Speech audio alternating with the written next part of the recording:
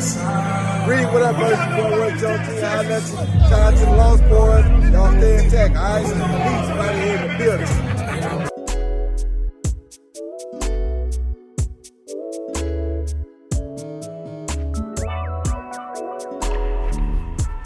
REED-BBS. BBS. Andy Ruiz versus Luis Ortiz this Sunday. Intriguing. Oh, hell yeah. Like Stone Cold Steve Austin would say. Pay-per-view worthy at $75 no less. Hell to the no.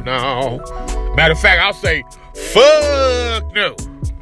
Not at $75. No, sir. You should have done like a cheap $40, $45 pay-per-view for this one, bro.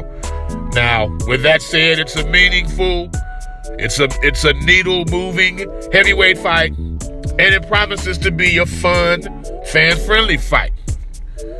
But before we swan dive and delve deeper into Ruiz Ortiz, I want to encourage you to subscribe, comment. Remember, sharing is caring.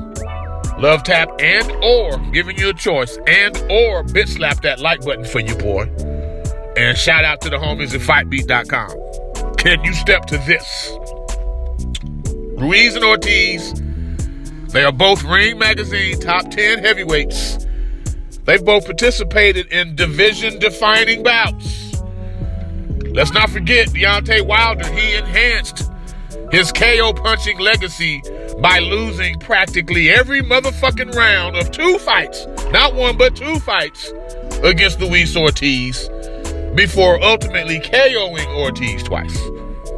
Now, he was on the ass end of it, but without a doubt, I mean, Ortiz, I should say, helped to define the division, because without him, Deontay Wilder would not have gotten to the level he got in terms of that KO artist persona.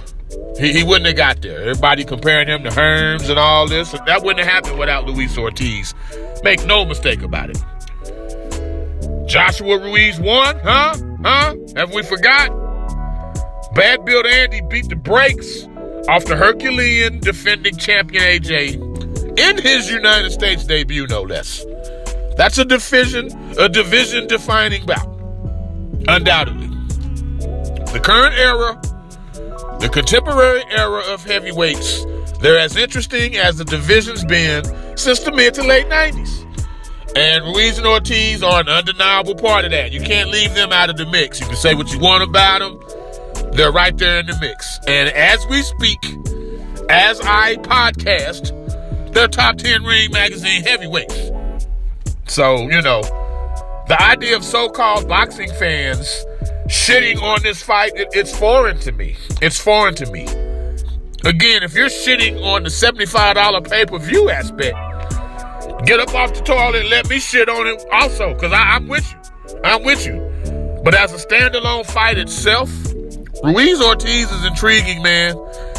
Both men are better off their front foot. They're both aggressive.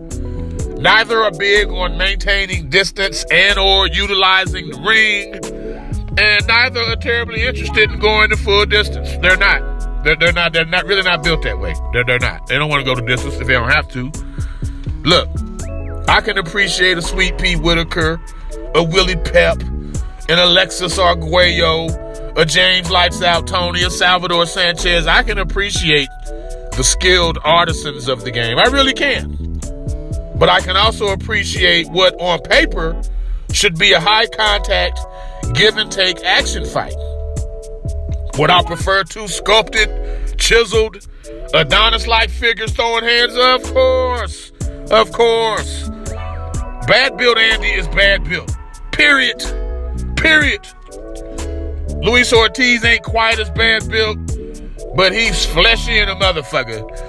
Hell, Prince wrote Sexy Motherfucker. He could do a remix called Fleshy Motherfucker and apply it to Luis Ortiz. And Ortiz, he's anywhere from 43 to 67 years of age. So I get it. But at the end of the day, with all that said and established, like R. Kelly said, I don't see nothing wrong. Like, for real, all bullshit aside, I don't see Nathan wrong with popping some popcorn, grabbing a beer or three, and enjoying an action fight, which Ruiz Ortiz should be, okay? Okay? REED-BBS, BBS. Blackbird Sugar, Bachelor's in Boxing Studies. Television, Fred Sanford of the Fistic Arts. When all is said and done, there's nothing left to say or do.